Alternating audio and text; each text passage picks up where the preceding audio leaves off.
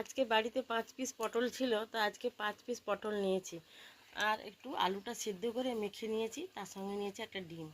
তো আজকে আমি রান্না করব পুর ভরা পটল। তো পটলের বীজগুলো এভাবে আমি বের করে নিচ্ছি চামচ দিয়ে। এই বীজগুলো কাজে লাগাবো আমি, এই জন্য পটলটাকে সুন্দর করে কেটে নিয়েছি, ছাড়িয়ে নিয়েছি আর কি,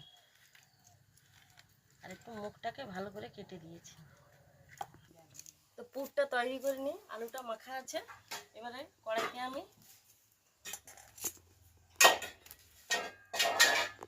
একটু রসুন দিলাম, একটু আদা দিলাম,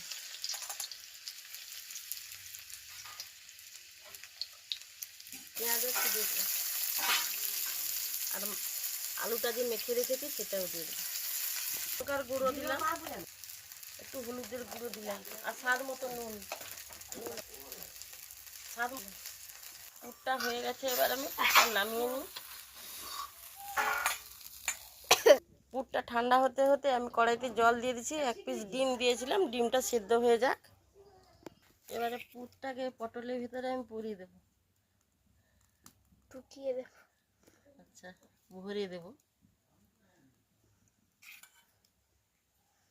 ওই দিক দিয়ে ঢুকবে না, ওই দিক দিয়ে ঢুকবে। ঢুকবে নি এমন কোনো কথা আছে? বীজগুলো আমি বেটে নিচ্ছি, দিয়ে দিয়েছি। ওই পটলগুলো পুরোনো পটলগুলো আস্তে আস্তে করে ভেজে নেবো আমি। আবার পেঁয়াজটা ভেজে নিলাম,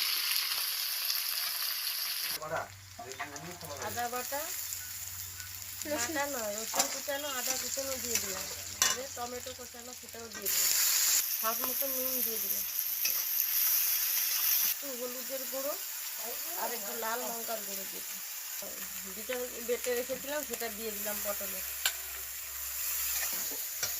এবার আমি একটু জল দিয়ে দিলাম হালকা করে। দেখো ডিমটাকে আমি হাফ বয়েল করে নিয়েছি, দিয়ে এই দেখো কেটে নিচ্ছি খুন্তি দিয়ে,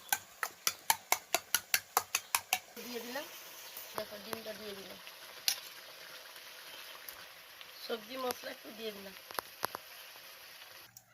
নিয়ে নিয়েছি। এগুলো ভেজে রাখা পেঁয়াজগুলো এর উপর দিয়ে দেবো। আমাদের তরকারি হচ্ছে রেডি। আজকে আমাদের তরকারি রেডি হয়ে গেছে। এবারে খেয়ে দেখো কেমন হয়েছে।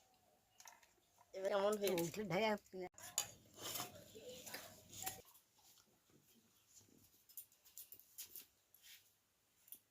দারুন, পুরো ফাটিয়ে দিয়েছো।